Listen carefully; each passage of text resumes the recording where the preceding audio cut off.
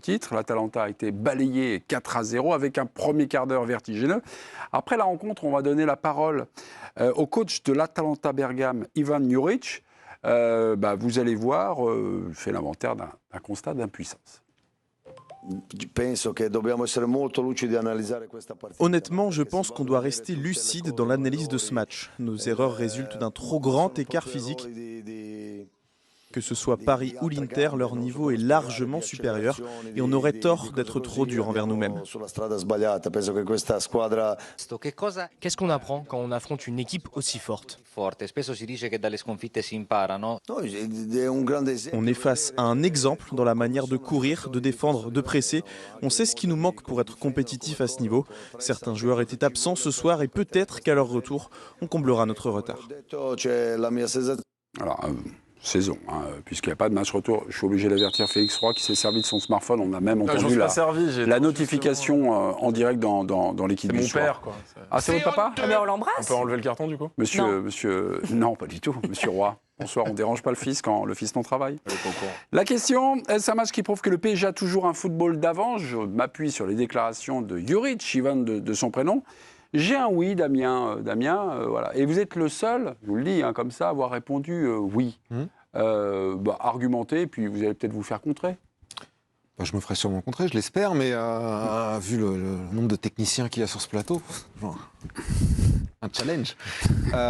Mais non, ouais, je trouve que ce pari-là, pour le moment, est en avance pour les mêmes raisons que sur sa fin de saison dernière, pour ce milieu de terrain qui permute tout le temps, sans jamais être déséquilibré. Et j'ai pas vu un adversaire capable de trouver la faille, d'empêcher ce milieu de terrain de progresser comme il le fait quand il a le ballon, de l'empêcher de presser haut quand il le fait, d'être jamais désorganisé, de jamais le déséquilibrer.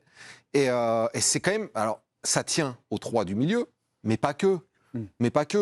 Et j'imagine que quand l'Atalanta affronte le PSG, quand l'OM affronte le PSG, quand l'Inter Milan affronte le PSG en finale, ils observent, ils cherchent la faille. Ils ne la trouvent pas. Ils ne la trouvent toujours pas. Peut-être que le Barça la trouvera dans 15 jours, j'en sais rien. Non. Mais il y a toujours cette avance. Mais rappelle-toi quand même, rappelle-toi, je crois que si je ne veux pas dire de bêtises, mais c'est la deuxième période d'Aston Villa. Là, le milieu de terrain, on est d'accord, le retour. Oui, le milieu de terrain, il prend la soupe complète. Ouais, une fois, c'est arrivé. Mais complète. Moi, je trouve. Pourquoi je réponds non? Parce que de toute façon, bon, leur jeu est en place, leur jeu se met. Moi, je trouve qu'il y a une. Comment dire? Il y a une appréciation, notamment de cet entraîneur, que j'apprécie pas.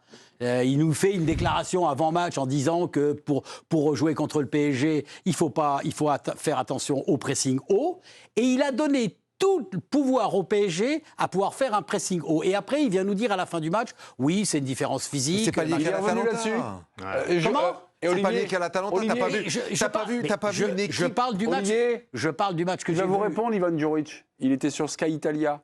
Aurions-nous dû être plus prudents et revenir en arrière? C'est un peu ce que vous demandez. En analysant les matchs et en faisant cela, les autres ont perdu lourdement. Les seules équipes comme Lens et Strasbourg qui ont bien joué contre eux étaient celles qui ont joué haut, d'où son choix stratégique de jouer, on va dire, plus haut.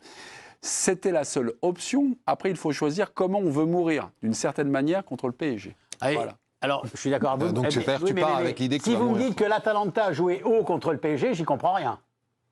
En fait, tu as 4 joueurs qui ont joué haut. Et puis les autres qui n'étaient pas suffisamment. Non, mais ne me dites pas que... Oui, mais ça, c'est pas le problème. Qui a réussi, et c'était Chelsea sur la finale du monde des clubs. Et je pense que le PSG était cramé. Si t'es entraîneur, t'es entraîneur. Donc, tu dis pas un truc comme ça. Tu peux pas dire que ton équipe, elle a joué haut s'il y a que 4 mecs qui jouent haut et t'en as 5 qui sont là-bas. C'est pas possible. C'est un déséquilibre de cinglé. Et tu peux pas jouer comme ça quand tu joues contre le PSG. Juric, il envoie des messages parce que le mec arrive après 9 ans de Gasperini. Donc il arrive dans une Atalanta en conflit avec son meilleur joueur, c'est un feuilleton. Lookman qui a été réintégré aujourd'hui, tiens. Voilà. Ah oui, ils ont dit tiens, en fait, peut-être fallu qu'il l'intègre un peu plus tôt. Après le match. Lui, il est en plein.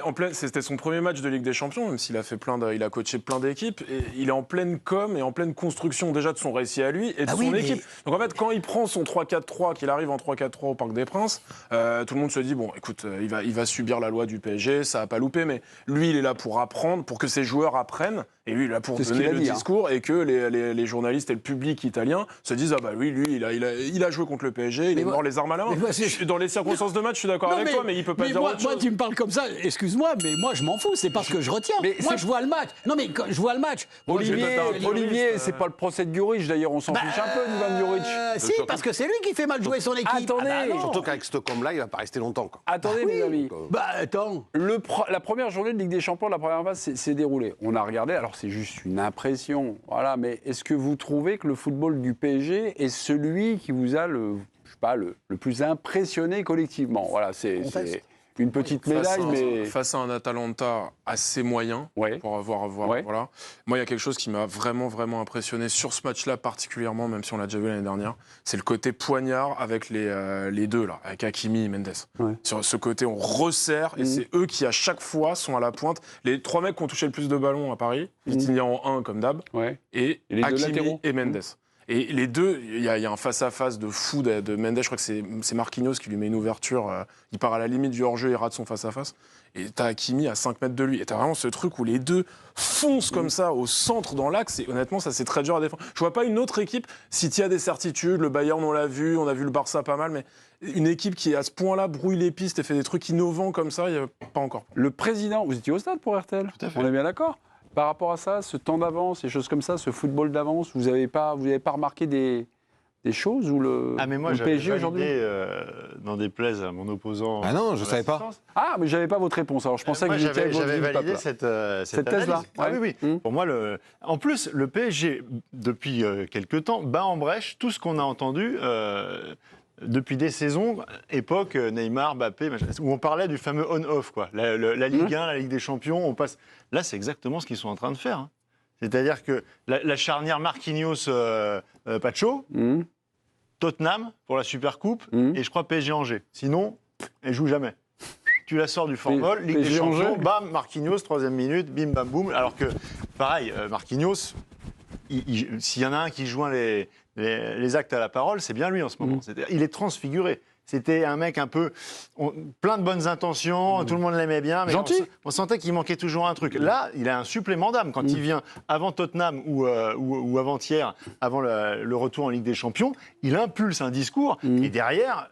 Comme par hasard, c'est lui qui est avant-centre sur les centres de Ruiz et qui met le premier ballon. Bon, le PSG, effectivement, malgré les blessures, malgré les indisponibilités du moment, trouve des solutions en permanence. Parce que, au-delà du milieu de terrain, Barcola, Kvaratskhelia, tu ne sais pas qui va démarrer à gauche, qui va démarrer à droite. Tu te dis, Kvaratskhelia, normalement, tu le mets dans les meilleures conditions de l'autre côté. Résultat, il te fait son meilleur match en démarrant à droite alors qu'il est censé être blessé. Voilà, ils battent tout en brèche, ils ont un temps d'avance. Hier, il te sort Mayoulou, qui est un milieu de terrain, il te le met attaquant. Moi, je trouve qu'il a fait un drôle de match, Seny Mayoulou. Il était impressionnant.